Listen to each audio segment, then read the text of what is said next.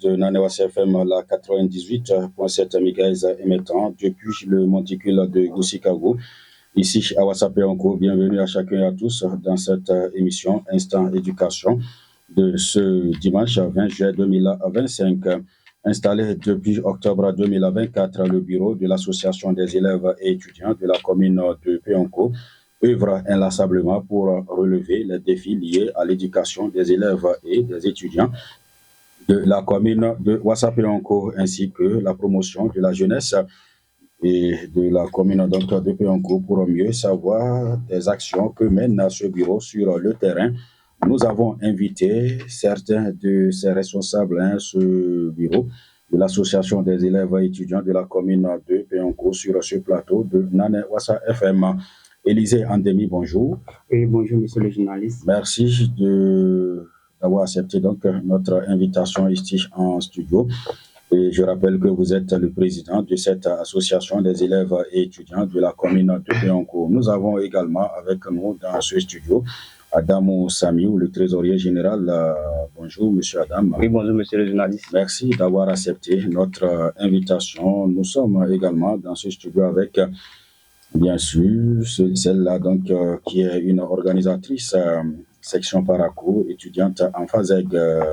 Bonjour mademoiselle ou madame. Oui, bonjour monsieur le journaliste. Merci d'avoir accepté notre invitation. Je rappelle que vous répondez bien sûr au nom donc, de bien sûr Samiratou Seydou. Mesdames et messieurs, c'est Simesare Mohamed Djouri qui coordonne cette émission interactive. C'est une émission en direct, mesdames et messieurs. Monsieur Andemi Élisée, vous êtes le président de cette association. Alors, quel est le rôle de l'association des élèves étudiants que vous dirigez? Merci beaucoup, monsieur le journaliste, de nous avoir invités sur ce plateau. Et à nos chers auditeurs, je dis bonjour. Oui, je suis président de l'association des élèves étudiants de la commune de Peonko. Le bureau que je préside est installé depuis octobre 2024. Oui, il faut rappeler que cette association, nous ne sommes pas les créateurs.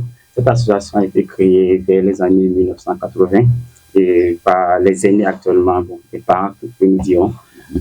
Et cette association a passé les intempéries du temps. Et officiellement, elle s'est enregistrée en 2022. Et depuis là, nous avons pris les règles, nous avions pu amener plusieurs activités. Et je pense d'ailleurs, lors de l'enregistrement dans les statuts de l'article 8, de ces règlements définit clairement et explicitement les objectifs et la mission de cette association. Et je pense qu'en premier lieu, cette association a pour mission de créer des liens entre élèves et étudiants de la commune de Peonko afin de susciter la fraternité et le patriotisme de notre chère commune. Et notre mission également, c'est de promouvoir l'éducation et une éducation de qualité conduisant à l'excellence dans la commune de Peonko, puisque toute commune ne serait s'en sortir sans une éducation de qualité. Et depuis là, nous sommes à pied d'œuvre pour parfaire cette éducation. Nous avions déjà mené plusieurs activités dans ce sens. Et je pense que l'autre objectif également, c'est de susciter et encourager les initiatives tendant à favoriser le développement et le rayonnement. Et à savoir, les activités, nous accompagnons aussi les jeunes quand même à explorer quand même leurs talents et à les faire voir au monde entier. Plusieurs objectifs sont de nos responsabilités, mais les plus principales, ce sont ces que nous avions dit.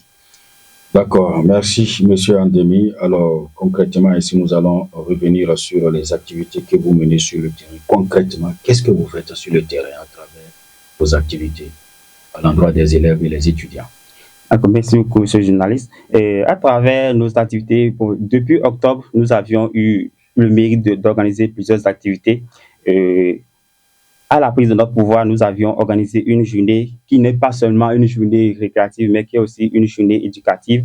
Lors de cette journée, nous avions eu à révéler le talent dormant dans certains de nos élèves et étudiants, à savoir des questions génie en herbe, des questions épelle-moi, pour les amener quand même au leadership et à s'exprimer quand même en public. Nous avions organisé le 30 décembre 2025.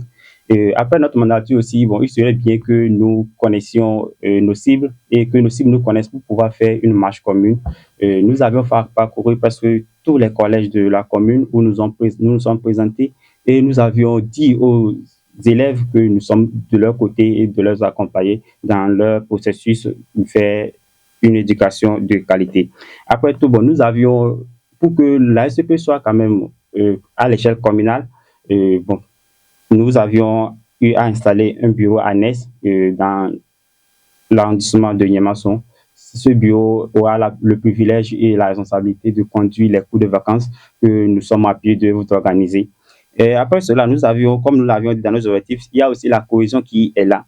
Et par notre section Calavi, nous avions eu à organiser une journée des 2 KP dans l'enceinte de l'Université d'Amoué Calavi qui réunit Kiro, Kondé et Pionko pour promouvoir la familiarisation, comme nous l'avions noté, pour nos femmes, et cela par notre section Calavi. Et nous avions eu à participer, comme nous l'avions dit, aux journées de Yamoussara, section Parakou, le 31 mai 2025. Et nous avions aussi participé à la journée éducative de Yamoussara qui s'est déroulée à Calavi le 22 février 2024. Donc, plusieurs activités sont menées et plusieurs d'autres sont encore en cours. Et malgré les difficultés que nous rencontrons, les moyens, nous essayons quand même de faire de notre mieux. C'est vous qui mobilisez les ressources parce que vous êtes le trésorier général de cette association des élèves et étudiants de Pionko. Alors dites-nous comment se fait la mobilisation des ressources, parce que qui dit association des élèves et étudiants, vous travaillez avec des ressources, et surtout des ressources financières. Comment vous mobilisez les ressources pour faire face à vos priorités et les difficultés? Merci beaucoup, monsieur le journaliste. Et pour commencer, saluer tous les auditeurs. Et pour la mobilisation des ressources, nous essayons de lancer des quêtes auprès des autorités communales, et on a des partenaires, des chefs d'entreprise qui nous aident pour financer nos activités sur le terrain. Mais toutefois, on a un partenaire qui nous cesse toujours de nous aider, de venir en aide, et comment on l'appelle, l'UCOM. L'UCOM, c'est un partenaire vraiment à remercier beaucoup. Et l'Union communale des producteurs de coopératives. Effectivement. Et encore des autorités communales. Et ils ne cessent de nous venir en aide. Toujours quand on frappe par les portes, la porte est toujours ouverte.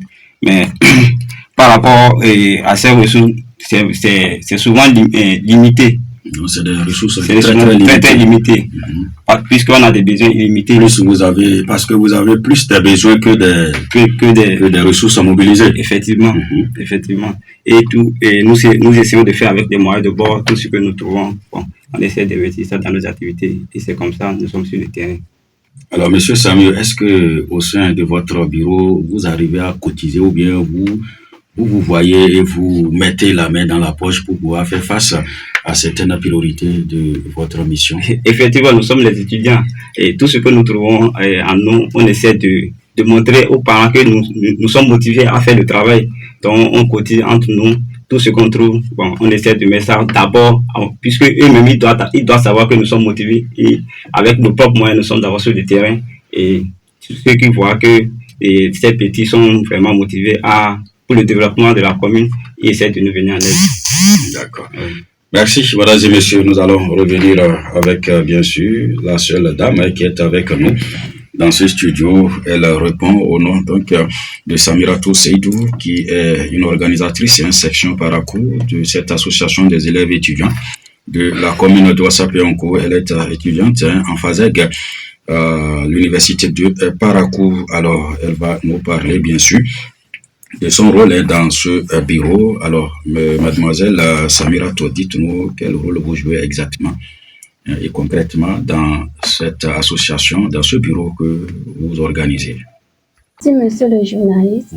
Je passe par ce canal pour saluer les auditeurs et vous dire un grand merci de nous avoir accueillis ici dans votre studio. Merci beaucoup. Merci infiniment.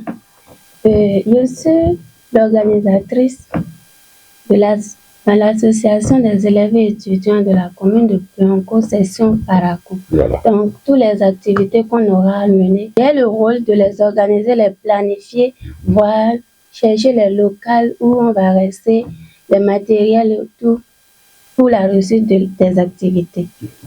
Justement, parce que vous êtes sur un autre terrain là-bas, vous êtes sur autre territoire, ce n'est pas chez vous.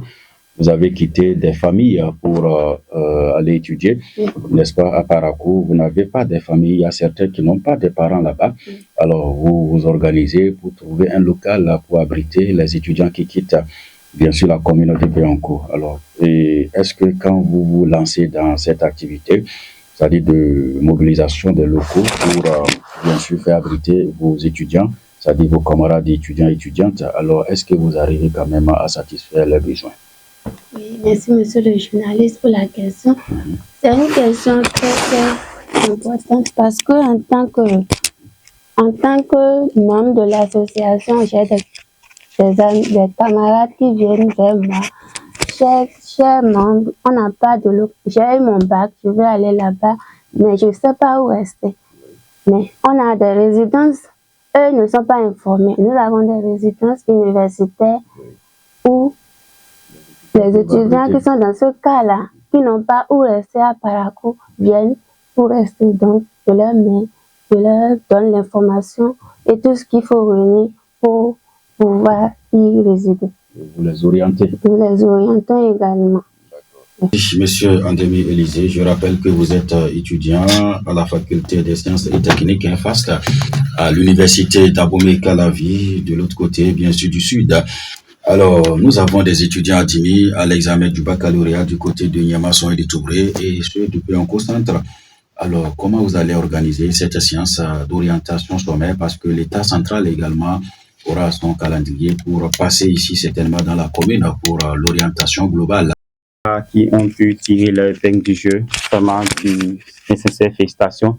Et à ceux qui n'en ont pas pu, je leur dis vraiment du courage, du plus profond du cœur, je leur dis du courage, en sachant que les plus forts ne sont pas ceux qui n'ont jamais tombé, mais ceux qui ont pu toujours se relever et garder la tête haute et affronter quand même le lendemain avec foi et conviction de ne plus tomber pour les fois à venir. Alors je leur lance ce courage et de nous revenir l'année prochaine encore plus fort pour débloquer, pourquoi pas même des mentions bien, des mentions très bien, ce qui est très souhaitable. Et concernant ces nouveaux bacheliers, une fois félicitations à eux, bon, nous sommes à pied d'œuvre quand même pour des activités qui les concernent. En premier lieu, concernant l'orientation, nous pensions d'ici à là organiser une séance d'orientation physique où, en toute connaissance de cause, il leur sera expliqué les débouchés, quand même les filières qui sont dans nos universités et dans les universités publiques, pour qu'en toute connaissance de cause, qu'ils fassent des choix responsables, pour pouvoir quand même adosser avec plein courage et succès leur carrière professionnelle, puisque bon, une bonne orientation va déboucher à une bonne formation professionnelle et cette bonne formation va sans doute aboutir à une insertion professionnelle de qualité. Alors, une séance sera organisée où ils seront invités, où ils seront à l'honneur pour avoir le maximum d'informations, pour ne pas commettre des erreurs que la majorité des étudiants ont eu à commettre. Donc, de ce fait, ils n'ont qu'à de se préparer et être à l'écoute. Et aussi, dans ce sens, nous, comme l'a dit, les résidences, avec la réussite massive, nous avions pensé déjà à l'élargissement de nos résidences à Calavi et à Parakou, où nous pensons quand même, malgré les moyens très limités, nous pensons agrandir quand même les chambres où ces étudiants pourront résider. D'ici peu, ils peuvent commencer par faire leurs demandes pour pouvoir résider dans ces résidences. Comme l'a dit quelqu'un, le développement, bien sûr, d'une commune ou bien d'une localité ou bien d'une nation passe par le développement de son éducation. Alors, chères autorités, vous avez entendu, vous avez compris le cri de cœur de cette association des élèves et étudiants de la commune de Ouassapéanco. Alors, nous allons revenir avec le trésorier général Sami Ouadamou, alors qui va nous revenir sur bien sûr, comment la répartition de ces ressources que vous mobilisez, parce que vous avez dit, vous avez le soutien quand même de l'UQAM et d'autres bonnes volontés. Alors, une fois les ressources mobilisées, comment vous les repartez? Parce qu'il y a également l'arrondissement de Niamasson qui est là, l'arrondissement de Toubré, tout ça là, c'est dans la commune de Ouassapéanco. Et les cours de vacances et les activités concernant l'éducation sont organisées aussi par vos annexes, c'est-à-dire vos membres qui sont en annexe dans ces deux arrondissements que je viens de citer. Alors, quand vous avez, c'est-à-dire mobilisé les ressources, alors comment vous faites la répartition de ces ressources, monsieur le trésorier général? Merci. Eh bien, la répartition de nos ressources se fait par par les besoins de chaque section. Et puisque, comment on appelle, on a installé des bureaux au niveau des autres arrondissements comme Niémasson et Tobré. Bon, c'est le bureau communal qui couvre Niémasson et Tobré. Oui. Puisque, bon, les étudiants qui sont dans les autres communes, ils sont des étrangers là-bas. Donc, cela fait que nous sommes vraiment accentués sur les étudiants qui ne sont pas avec leurs parents. Donc, ça veut dire que les étudiants qui sont de Péonko, mais qui ont des parents à Parakou, bien à Cotonou, par exemple, ils ne sont pas concernés d'abord. Bon, ils ne sont pas concernés parce que nous essayons d'aider ceux qui sont véritablement en situation de voilà. Ceux-là qui n'ont pas du tout les parents là-bas pour se loger, qu'est-ce qu'il faut manger, etc. Comment les accompagner dans leurs études. Et malgré les besoins, les ressources limitées, nous essayons de résoudre ces problèmes et essayer de voir comment ils peuvent étudier dans les bonnes conditions, mais pas des bonnes conditions normales. Mais en paix, parce que là, si tu es là que tu habites, et au moins tu as un abri là-haut, voilà. Nous essayons de résoudre ces problèmes et la répartition se fait avec des moyens de bord qu'on a et c'est comme ça on essaie de gérer. D'accord. Nous allons revenir toujours avec, bien sûr, notre association des élèves étudiants de la commune de Ouassapéonko, ici présent donc, dans ce studio pour, bien sûr, donc, nous entretenir par rapport à leurs actions qu'ils mènent sur le terrain pour accompagner nos apprenants et les étudiants. Alors, nous allons donc revenir sur les cours de vacances parce que nous sommes dans les vacances en demi-Élysée. Est-ce que vous prévoyez organiser les cours de vacances et comment ça s'organise et comment les enfants, les élèves vont prendre part à cette édition des cours de vacances à Péonko? Merci beaucoup pour cette question. Les cours de vacances, nous avions déjà entamé le processus. Le train en marche, nous l'avions lancé il y a quelques semaines.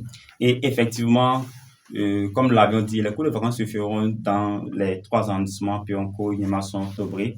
Et en ce qui concerne du commune centre et de la commune centre, c'est-à-dire de Péonko centre, les cours vont effectivement démarrer à partir du 4 août et les inscriptions vont commencer à partir du 28 juillet. Le train est déjà en marche et bon, ce qui est pour le soutien, nous avions déjà lancé des quêtes puisque bon, c'est un gros lot que nous voulons amorcer, puisque par le passé, les cours de vacances s'organisaient seulement à Péonko centre, mais nous avions jugé bon, puisque l'ASCP, c'est pour toute la commune. Même, il faut donner quand même l'égalité de chance quand même à l'enfant qui est derrière le recoin de la commune là-bas, celui du centre. Un enfant de dos a les mêmes chances, a les mêmes avantages qu'un enfant de Tansé ou bien de Sinaororo ici. Exactement. C'est dans cet élan que nous avions cette année amorcé les arrondissements l'année prochaine avant de pouvoir entamer quand même les villages où il y a des collèges, par exemple, Soarodou ou Wassamaro avant de venir là. Toutefois, bon, le soutien de tous serait très indispensable. Et en revenant pour le cours de vacances, je pense que les tarifs n'ont pas changé. Pour quand même nous aider, on ne dira pas les tarifs, mais pour nous aider à avoir les crèches toujours. Donc, l'inscription pour le primaire est de 1000 francs et pour le secondaire est de 1500. Les cours au centre se dérouleront dans la matinée de 8h à midi, du lundi jusqu'au vendredi. Et je pense que d'ici là, bon, les parents peuvent se préparer et quand même inscrire les enfants. D'accord, je vais revenir avec vous après. Donc, que je prenne bien sûr celle dame qui est avec nous sur ce plateau, bien sûr. Alors, Samirat, par rapport à l'évolution de l'éducation de nos jeunes filles dans nos collèges, ici à Péonko et dans nos écoles primaires, alors est-ce que vous avez une idée par rapport à l'évolution? Est-ce que les filles qui sont dans nos collèges arrivent à terminer l'année scolaire et également, bien sûr, dans nos écoles, est-ce que les résultats à ce niveau-là, est-ce que c'est promoteur, est-ce que ces élèves filles arrivent quand même à maintenir, parce que ce n'est pas facile étudier jusqu'en terminale, avoir le bac et puis aller à l'université comme toi. Je crois que ce n'est pas facile, mais certaines filles raccrochent rapidement, peut-être déjà en classe de 4e, certains en classe de première, arrivent à abandonner sans motif valable. Alors, ou bien il y a des motifs peut-être que tu vas nous citer ici. Alors, comment se présente la figure, c'est-à-dire la configuration donc des études ou bien de l'éducation des filles de la commune de Ouassapéonko, si vous avez une idée. Merci, monsieur le journaliste, pour la question. Concernant les filles, l'évolution des filles dans nos différentes écoles, avec le constat, nous voyons de vrais progrès et dans nos différentes écoles. Les cas de grossesse ont nettement diminué. Voilà, ont nettement diminué. Parce que c'était un fléau qui baissait le pourcentage de nos filles. Oui. Ça a vraiment nettement diminué, ce qui est preuve d'un engagement vers une éducation de qualité. Voilà. Elles ont fourni beaucoup d'efforts et cela doit être salué. Cela doit être salué. Nous les encourageons à continuer dans cette posture-là. Merci, monsieur le journaliste. Et moi, à l'endroit des autorités, c'est en premier lieu dire un sincère merci, puisque, bon, quand même, même si nous disons qu'il n'y a pas d'accompagnement, il y a d'autres qui nous accompagnent. Et je profite de l'occasion pour dire un sincère merci, quand même, à l'équipe communale qui nous accompagne depuis, nous les sentons et nous les remercions pour quand même les gestes qu'ils font à l'endroit et l'accompagnement à chaque fois que nous toquons à la porte et quand même ils nous ouvrent. À ceux de la diaspora quand même qui nous accompagnent, les peu que nous arrivons à contacter, et certaines personnes répondent favorablement et même nos résidences, pour le dire ouvertement, c'est assuré par la majorité par ceux de la diaspora qui ont pris entièrement la charge de solder le loyer de ces résidences. Mais toutefois, le besoin y est plus que bon. Chaque année, les étudiants augmentent. Les étudiants augmentent. Et les résidences n'augmentent pas souvent. Exactement. C'est à cela que je lance vraiment un appel du fond du cœur de la construction d'une résidence à Calavi. Sincèrement, bon. D'autres communes l'ont fait. La commune de Banipara l'a fait, Djougou. Et vraiment, nous voyons des résidences pour les étudiants. Je pense que c'est le moment quand même de tenir nos forces. Cette parcelle a été payée par l'UQOM dans le temps en 1998. Jusqu'à présent, je pense que c'est resté là. Et bon, les parcelles, les alentours ont été construits et la parcelle est restée là. Et depuis fort longtemps, des efforts se font, mais pas de réelle concrétisation. Et maintenant, nous sommes dans des loyers, dans des locations, et nous déboursons quand même pas mal de fortune, ce qui pourrait quand même servir à autre chose. C'est pour cela que nous lançons un cri de cœur quand même et à toutes les associations, que ce soit les cotoculteurs qui nous soutiennent, mais nous aimons encore davantage, à l'équipe communale qui nous soutient, mais ce n'est jamais de trop, de pouvoir de revoir encore s'il y a possibilité. Quand il reste à faire, rien n'est fait. Exactement. De nous accompagner encore et des personnes de bonne volonté d'investir, puisque la mission, elle est commune. Ce n'est pas notre actif seul. Et je pense que si l'éducation au moment du bilan, je pense que les réussites ne seront pas les nôtres, peut-être, mais plutôt pour toute la commune. Et nous ne le souhaitons pas s'il y a des échecs, ce ne serait pas seulement à notre actif, mais plutôt à l'actif de tout un chacun de nous, à l'actif de toute la commune. Puisque, bon, que nous ne le voulons pas, c'est nous qui représentons, c'est l'éducation, c'est les élèves qui représentent la commune, même au plan national. Si les résultats sont d'une bonne qualité, je pense que c'est toute la commune ou toute la population de Pionko qui sera saluée et les parents d'élèves. C'est à cela que je demande l'accompagnement de l'association des parents d'élèves et aussi l'accompagnement personnel de tout un chacun de leurs enfants ou étudiants qui soient, d'accepter réellement investir dans l'éducation. Accepter vraiment. Nous avions ce défaut qui nous recule et qui fait que, bon, nous sommes recalés. Et des parents ont des moyens, bon, et puis peuvent quand même inscrire leurs enfants dans une école de qualité pour pouvoir assurer plus leur avenir. Mais bon, les parents sont très réticents sous prétexte que, bon, et le chômage est là et, bon, il y a des... Ils ne veulent pas investir dans l'éducation. Ils ne veulent pas investir. Et, excusez-moi, mais le Sud l'a compris très tôt. Un parent, peut-être un vigile, mais il peut accepter librement envoyer son enfant dans une école de qualité où presque même la totalité de son salaire est dépensé là-bas. Contrairement à nos parents, bon, qui ont des pâturages ou qui ont des bœufs, et ils n'acceptent pas peut-être débourser ne serait-ce que 400 000 pour toute une année pour que l'enfant ait une formation de qualité et dont on aura l'assurance au retour qui sera...